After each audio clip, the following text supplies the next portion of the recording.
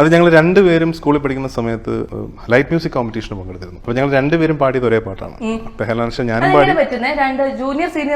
അതെ, ഞാൻ സീനിയർ ആയിരുന്നു, പൃഥ്വി ജൂനിയർ ആയിരുന്നു. അപ്പൊ രണ്ടുപേരും പാടിയത് ഒരേ പാട്ടാ. പക്ഷെ പൃഥ്വി പാടിയത് എനിക്ക് ഓർമ്മയുണ്ട്, ലിറിക്സ് ഫുള്ള് തെറ്റായിരുന്നു പാടിയത്. പക്ഷെ ജഡ്ജസ് പൃഥ്വിയുടെ കോൺഫിഡൻസ് കണ്ടിട്ട് ലിറിക്സ് ഒന്നും ശ്രദ്ധിച്ചതേ ഇല്ല. പൃഥ്വിക്ക് ഫസ്റ്റും കിട്ടി.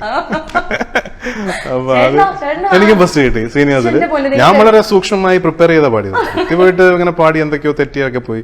പക്ഷെ ആളുടെ കോൺഫിഡൻസ് ആയിട്ട് പുള്ളി പാടി. അപ്പൊ അതുകൊണ്ട് പൃഥ്വിക്കും ഫസ്റ്റ് കിട്ടി, എനിക്കും ഫസ്റ്റ് കിട്ടി. അപ്പൊ പെഹലാൻഷയായിരുന്നു രണ്ടുപേരും പാടിയത്. ഇപ്പോഴോ 15 ഇന്റർവ്യൂ കൊടുത്തിട്ട് അതിനോട് അതെനിക്കറിയാം. ഈ എല്ലാ ഇന്റർവ്യൂസിലൊക്കെ ചെല്ലുമ്പോഴത്തേക്ക് ഇങ്ങനെ ഒരു പാട്ട് പാടാവോ എന്ന് ചോദിക്കുമ്പോ ദേഷ്യം വരാറുണ്ടോ? ഇന്റർവ്യൂ ആയിട്ട് തന്നെ നിൽക്കണം എന്നാണ് ഞാൻ ആഗ്രഹിക്കുന്നത്. അതിൽ പാട്ട് പാടാനല്ലല്ലോ നമ്മൾ പോകുന്നത്. ദേഷ്യമൊന്നുമില്ല, പക്ഷെ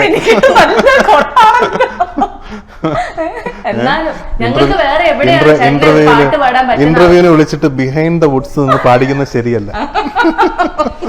ഒരാവശ്യമില്ലായിരുന്നു, ചോദിക്കണ്ടായിരുന്നു. ഓക്കെ, ഈ നച്ചുന്റെ അനുസരിച്ച് കൊടുക്കുന്ന ഒരു വാശി എന്താണ്? അച്ഛൻ അനുസരിച്ച് കൊടുക്കുന്നത്? അവള് ഇടയ്ക്കിടയ്ക്ക് അവൾക്ക് കുക്കിംഗ് ഭയങ്കര ഇഷ്ടമാണ്. അപ്പൊ അതിനുവേണ്ട സാധനങ്ങൾ ഇടയ്ക്കിടയ്ക്ക് ചോദിക്കും. അത് വളരെ ഫ്രീക്വന്റ് ആയിട്ട് ആഴ്ചയിൽ തന്നെ 2-3 അവള് ബേക്ക് ചെയ്യും. കുക്ക് ചെയ്യാനൊക്കെ ഭയങ്കര ഇഷ്ടമാവുക, ഭയങ്കര ഒരു ഹൈ ആണ്. അപ്പൊ ഇടയ്ക്കിടയ്ക്ക് പറയും, അച്ഛൻ എനിക്ക് ഇവിടെ പോകണം, ഹോസ്റ്റലിൽ പോകണം, അവിടെ പോകണം, സൂപ്പർ മാർക്കറ്റിൽ പോകണം, അത് വാങ്ങണം, ഇത് വാങ്ങണം. അപ്പൊ ഇങ്ങനെ സാധനങ്ങൾ വാങ്ങും.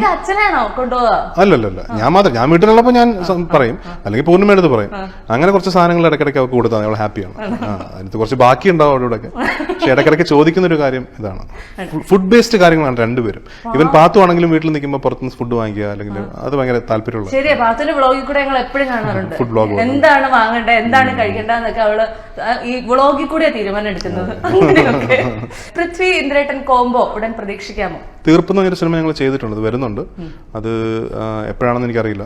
സിനിമ തീർന്നിരിക്കുകയാണ്.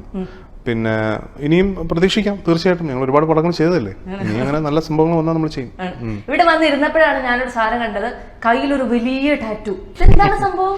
ഇത് കുറച്ചു കാലമായി ചെയ്തിട്ട് 3-4 വർഷമായി. ഞാൻ സിനിമയിലധികം കാണാറേ ഇല്ലാത്തതുകൊണ്ടും ചേട്ടനെ പുറത്തൊന്നും കാണാൻ സാധിക്കാത്തതുകൊണ്ടും ഇപ്പോഴാണ് കാണുന്നത്. ഇതെന്താണ്? ഇതൊരു സിംബോളിക് ആയിട്ടൊരു ജസ്റ്റ് എല്ലാവരും ഇപ്പൊ ഒരു ഫുൾ മൂൺ ഉണ്ട്, വിച്ച് മീൻസ് പൂർണിമ, സ്റ്റാർസ് ഉണ്ട്, നക്ഷത്ര, this like a prayer simple which is പ്രാർത്ഥന, പിന്നെ റോഡ്, ട്രാവൽ കോമ്പസ്, അങ്ങനെ എല്ലാം കൂടെ സിംബോളിക് ആയിട്ടാണ്. നമ്മുടെ ഏത് ഇന്റർവ്യൂവിന് ചെന്നിരിക്കുമ്പോഴും നിങ്ങൾ രണ്ടാൾക്കാരോട്, പൃഥ്വിയോടാണേലും ഇന്ദ്രേട്ടനോടാണേലും ചോദിക്കുന്ന ഒരു ചോദ്യമാണ് രണ്ടുപേരെ കുറിച്ചും. മറ്റൊരാൾ സംവിധായകനും കൂടി ആയി, അപ്പോ ചേട്ടന്റെ പാതകൾ വ്യത്യസ്തമാണ്.